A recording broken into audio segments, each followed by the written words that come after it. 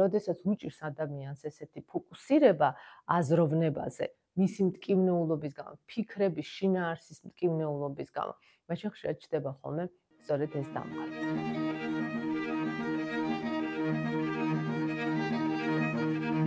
სალამე მეგობრებო, მაშ ასე ჩვენი დამღების ციკლების ბოლო ვიდეო მე-12 დამღა იგრძენი არიფიქრო.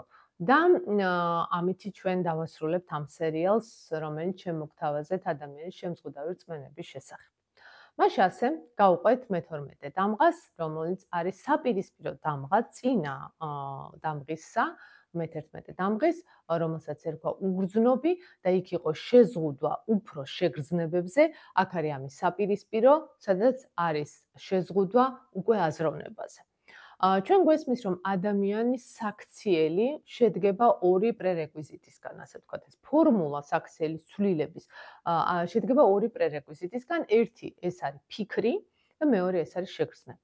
იმისათვის, რომ ადამიანმა იმოქმედოს, მას უნდა მიდიოდეს პროცესი, როგორც ფიქრის, ანუ მარტივად რომ ვთქვათ, მარცხენა ნახევარსფეროს პროდუქტი უნდა შეიქმნას, ანალიტიკური პროდუქტი, ვერბალიზაცია უნდა მოხდეს რაღაცის და შესაბამისად ეს უნდა იყოს დადასტურებული შეგრძნებით, იმისთვის რომ გარდაიქმნეს ეს ყველაფერი საქციელში. თუ მე-11 დამღაში გარკვეული შეზღუდვა იყო უკვე შეგრძნებებზე მარჯვენა ნახევარსფეროს პროდუქტზე, აქ გვაქვს ამის საპირისპირო მარცხენა ნახევარსფეროს, ანუ ანალიზის, ვერბალიზაციის და სტრუქტურირების, ვთქვათ ესე, რაციონალური სტრუქტურირების პრობლემა. მაშ ასე რა შემთხვევაში შეიძლება გაჩნდეს ეს დამღა? ისევ და ისევ კონცეპტუალურად ყველა იმ გარემოებაში, სადაც რაღაცა მიზეზის გამო შეზღუდული იყო ადამიანის ფიქრი. ანუ ბავშვის განვითარებაში აზროვნება იყო შეზღუდული. მახსოვს, რომ ერთი ესეთი кейსი გქონდა ტრენინგებზე.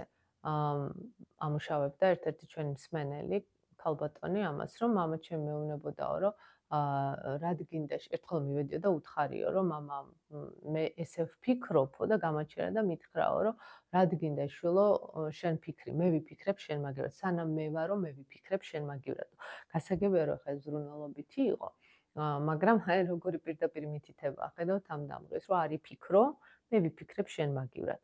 რა თქმა უნდა, ქვეყანაში, სადაც არქეტიპულად ძალიან ბევრი პოსეიდონი და დემეტრა არის, მამის და დედის არქეტიპი, მათ შესაბამისად შვილები მყავთ პრინცები და პრინცესები და საერთოდ არ არის გასაკვირი, რომ ფიქრის პროცესი იყო გარკვეულწილად შეზღუდული და არ იყო წახალისებული, ვთქვათ ესე. გარდა ამისა, ეს შეიძლება გაჩნდეს ოჯახში, სადაც ყველაფერზე ზედმეტად ემოციური რეაგირება ხდება. შეიძლება იყოს ჩხუბი, ისტერიკა, თეფშების წრევა, ტირილი, რა ვიცი, გინება და ასე შემდეგ. ხო, როდესაც აი ესეთი ზედმეტი ემოციური ფონი არის მოგვარების, პრობლემების და ზოგადად კომუნიკაციის, მაშინ ასევე როგორც როლური მოდელი ამას შეიძლება იმუშაოს. იმიტომ რომ ამ ოჯახში არის ესე მიღებული და ბავშვი იზრდება ამ კონკრეტულ ოჯახში და მან არ იცის სხვა ოჯახში როგორ ხდება. მე ხშირად ვამბობ ხოლმე, მაშინაც კი თუ სხვა ოჯახში რამე განსხვავებული ხდება და ბავშვი სტუმრად მიდის ამ სხვა ოჯახებში და ხედავს ამას, მისთვის როლური მოდელი მაინც მისი ოჯახია. რანაირი ნეგატიურიც უნდა იყოს ეს გამოვლინებები მის ოჯახში, ბავშვისთვის ეს მაინც ნორმა არის და მე არაცნობიერად ამ ნორმას უკვე იმეორებს იგი სხვადასხვა გამოვლინებით საკუთარ ზრდასრულ ცხოვრებაში. ამიტომ თუ ოჯახში იყო ზედმეტი ემოციური ფონი, მაშინაც კი თუ ბავშვს არ მოსწონდა, გინდა არ გინდა ეს როლური მოდელით მაინც ზედმეტი ესეთი ემოციებში ჩავარდნა, მისთვის ხდება ნორმა. არ არის მიღებული მშვიდი საუბარი, რაციონალური აზროვნება, ცივი ანალიზი, ხო? მაგალითისათვის ერთი და იგივე წრი არის სულ. მაგალითად რაღაცაზე დედამ და მამამ რაღაც კამათი მოუვიდათ მაგალითად, მოყვა მას იმ წუთში ემოციები, არანაირი დალაპარაკება, იმ წუთში ყვირილი ტირილი, ხო?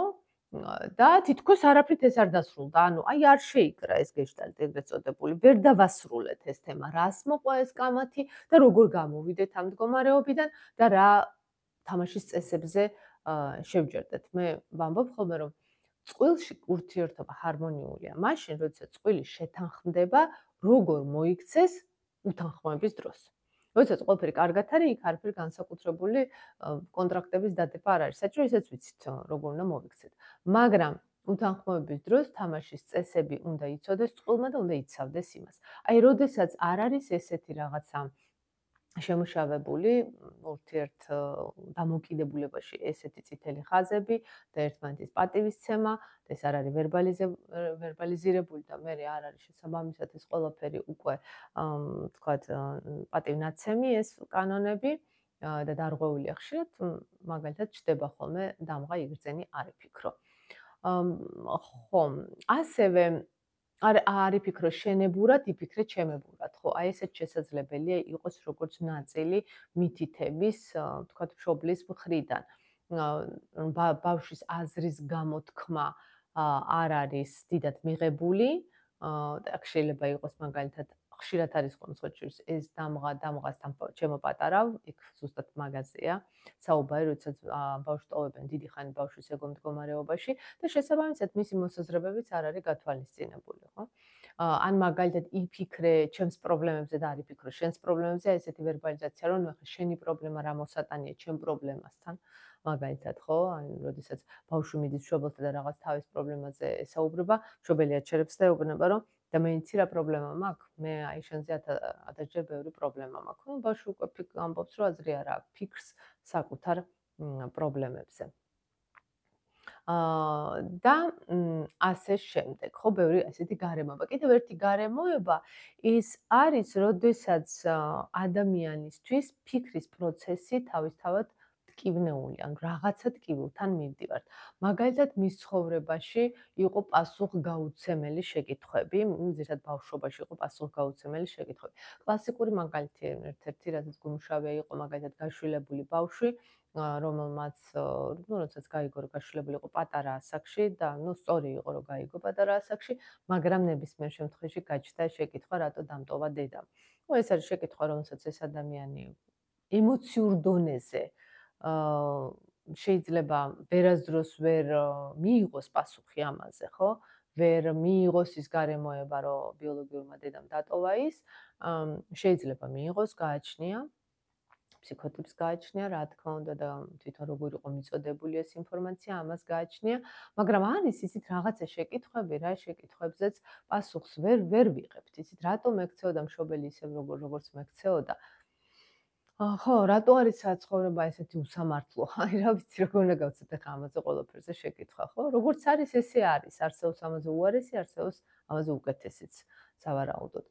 მიმღებლობა სწორედ ეს არის, რომ მივიღოთ გარემოება, როგორიც არის და გვესმოდეს, რომ ნებისმიერ გარემოება ნორმა არის მაინც და შესაბამისად, როდესაც ადამიანს ამ ტიპის კითხვებზე პასუხი არ აქვს და მტკივნეულობა არის თავად უკვე ამაზე ფიქრი პატარა ასაკში განსაკუთრებულად, ხო?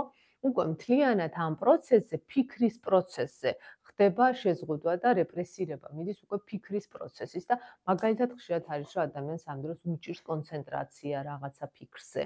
ნამდვილად და ესეთი ADHD-ის მსგავსი კომპლექსი ჩდება, რომელიც შეიძლება არ იყოს დიაგნოსტირებული როგორც ვთქვათ კონცენტრაციის დეფიციტი, მაგრამ რაც არ უნდა იყოს, გამოვლენა ძალიან მსგავსი იყოს ამასთან, იმიტომ რომ ფიქრი ეს კონცენტრაცია არის, ნებისმიერ შემთხვევაში ფოკუსირება არის, ხო? ხშირად ვამბობ, ტვინს კუნთია, კუნთსაც უნდა კონდეს მოჭიდების უნარი და დაჭერის უნარი ამ თვითონ ფიქრთა წყობის და ლოგიკის გამართვის უნარი. ვარჯიშებული კუნთი უნდა იყოს გონებაც. ამიტომ, როდესაც უჭირს ადამიანს ესეთი ფოკუსირება აზროვნებაზე, მისი მტკივნეულობის გამო, ფიქრების შინაარსის მტკივნეულობის გამო, მაშინ ხშირად ჩდება ხოლმე სწორედ ეს დამღა.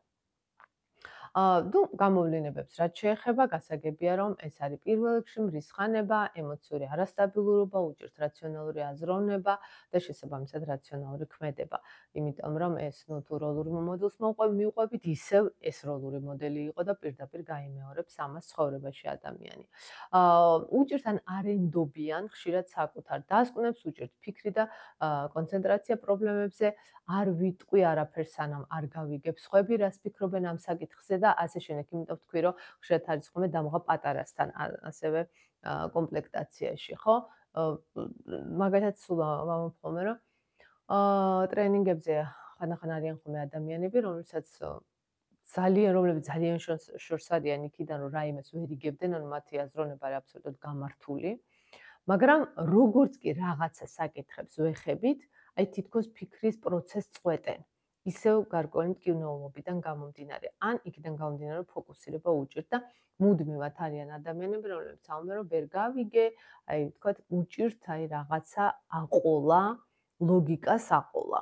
და ხშირად არის და ძირითადი წყარო მათი აღქმების არის ხოლმე ემოციები.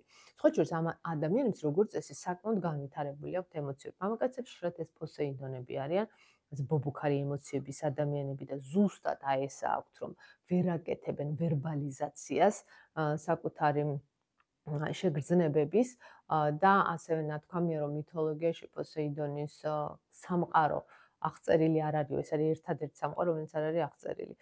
ასეთივე აღუწერელი არის პოსეიდონის შეგრძნებებიო და ვერავინ ვერ იგრძნობს იმას, რა დიაპაზონი აქვს შეგრძნებების პოსეიდონსო.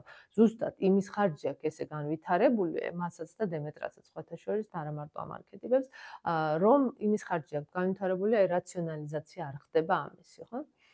ასევე ვთქვით, რომ ტაბუირებული აქვს რაღაცა ტიპის ფიქრები, შესაძლებელია იყოს მაგალითი წინა რომელიც მოვიყვანე, ეს იყო მტკივნეულობა რაღაცა ფიქრების, მაგრამ ამავდროულად შეიძლება იყოს ტაბუირებული ფიქრები. მაგალითად, ფიქრები იგივე სექსუალურ ცხოვრებაზე, ნუ რაღაცა სხვა საკითხებზე, რაც სოციუმში ან მის ოჯახში არის ტაბუირებული, ან მაგალითად თუ ბავშვი ყავს ან მამინაცვალი, ან დედინაცვალი, რატო არის თქვა სხვა ოჯახებში რო არის მამა და მე მყავს მამინაცვალი, ან ხა ბევრი რამე შეიძლება იყოს, ანუ რაღაცა ესეთი ტაბუირებული ვთქვათ და არავერბალიზირებული და გამოუთქმელი და ლოგიკაში არ მოხვედრილი აზრები, ხო? ხომ ასევე, რა თქმა უნდა, მიდის ენერგიის კარგვა არაპროდუქტიულ შეგრძნებებზე და საქციელზე. ბუნებრივია, რომ როდესაც მარცხენა ნახევარსფერო ფაქტურად უსაქმურად არის დარჩენილი, მარჯვენა ნახევარსფეროზე არის დიდი დატვირთვა, ემოციები მაღალია, რეაგირება ემოციური მაღალია და ამიტომ ენერგიის კარგვაც მაღალია და პროდუქტიულობა არა გვაქვს იმხელა, რამხელა ენერგიის კარგვაც გვაქვს, იმხელა პროდუქტიულობა არა გვაქვს. ერთი სიტყვით რომ შევაჯამოთ, ეს დამღა იგრძენი არ იფიქრო, არის იმაზე, როდესაც შეზღუდული არის ფიქრის პროცესი, ანალიზის პროცესი, რაციონალური აზროვნების პროცესი და ამის ხარჯზე არის ზეგანვითარებული უკვე შეგრძნებები და ისინი ფაქტიურად არის ზედოზირებული, ვიტყოდი ასე. ჩვენ ამ ვიდეოებში ვასრულებთ ამ ციკლს, რომელიც დავიწყეთ და შეგახსენებთ, რომ ეს იყო ტრანზაქციული ანალიზის მიხედვით მერი და ბობ გულდინგების ესეთი ტაბულა, სადაც იყო მიმოხილული 12 შემზღუდავი რწმენა, რომელიც ადამიანს უჩნდება 0-დან 12 წლის ასაკში და ისინი აბსოლუტურად მთლიანად მიდიან არაცნობიერად ადამიანის აზროვნებაში და განსაზღვრავენ მის ქმედებებს. ჩვენ ჩამოვყევით და სათითაოდ განვიხილეთ 12 დამღა. კიდევ ერთხელ შეგახსენებთ, რომ ეს იყო მხოლოდ აღწერილობა და ეს არის გარკვეული კონტრიბუცია, რომელიც კლასტერმა გაიღო ცნობიერების ამაღლების კუთხით. რა თქმა უნდა, მუშაობას სჭირდება კონკრეტული ტექნიკები, რომლებიც ვერ იქნება ესე ვიდეო ფორმატში გაკეთებული, ეს არის კონკრეტული ადამიანი, ყველა ადამიანს კონკრეტული დამღების კომპლექტაცია აქვს, კონკრეტული ბექგრაუნდი აქვს და უნდა ინახოს და შეირჩეს. რა თქმა უნდა, ესე ვერ მოხდება დამუშავება ამ ყველაფრის, თუმცა მგონია, რომ მაინც ინფორმაცია იყო თქვენთვის საინტერესო. მოხარულები ვიქნებით თუ გამოგადგათ ეს ინფორმაცია და მოხარულები ვიქნებით თუ ეს ინფორმაცია გახდა თქვენთვის სტიმული იმისა, რომ დაიწყოთ დამღების დამუშავება. არა მხოლოდ კლასტერი, არამედ ბევრი ფსიქოლოგი მუშაობს ამ მიმართულებით. ჩემი რჩევა იქნება, რომ როდესაც რაღაცას გავაცნობიერებთ, როდესაც რაღაცას დავინახავთ, მივყვეთ თანამიმდევრულად და ნელ-ნელა მივყვანთ ეს საქმე ბოლომდე, ასე ვთქვათ, რომ ენერგიის კარგვა ამ ერთი და იგივე ცხოვრებისეულ სცენარებზე უკვე არ ხდებოდეს. მე გისურვებ წარმატებას და სულ მალე შემოგთავაზებთ უკვე ახალ ციკლს. გემშვიდობებით, წარმატებებით.